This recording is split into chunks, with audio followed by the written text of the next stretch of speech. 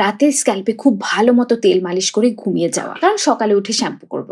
এটা আমাদের অনেকেরই রুটিন বা অভ্যাস, তাই না? এটা থেকে আপনার স্ক্যাল্পে ড্যান্ড্রাফ এবং মুখে ব্রণ দেখা দিতে পারে। কেন? আমি একটু ব্যাখ্যা দিয়ে বলছি। স্ক্যাল্পে তেল লাগানোর অভ্যাস অনেকেরই আছে। প্রথমত আমরা যে ধরনের তেলগুলো ব্যবহার করে থাকি, যেমন নারিকেল তেল, এগুলো মলিকিউল এতটাই বড় হয়ে থাকে যে এগুলো আমাদের স্ক্যাল্প ভেদ করে আমাদের হেয়ার ফলিকল, অর্থাৎ যেখানে আমাদের চুল আসলে গজায়, সেটা পর্যন্ত পৌঁছাতেই পারে না। Follow Hair Got Right to know your hair and care it right. তেল মূলত কাজ করে স্ক্যাল্পের বাইরে, অর্থাৎ আমাদের চুলের ক্ষেত্রে। চুলের বাইরে এটা একটা কোটিং সৃষ্টি করে, যেটা মূলত ঘর্ষণ জড়িত ক্ষতি থেকে চুলকে রক্ষা করে, চুলের জট ছাড়াতে সাহায্য করে এবং চুল ভেঙে যাওয়া থেকে রোধ করে। কিন্তু এই কোটিং তৈরির কাজটা তেল কিন্তু 10 থেকে 15 মিনিটে করে ফেলতে পারে।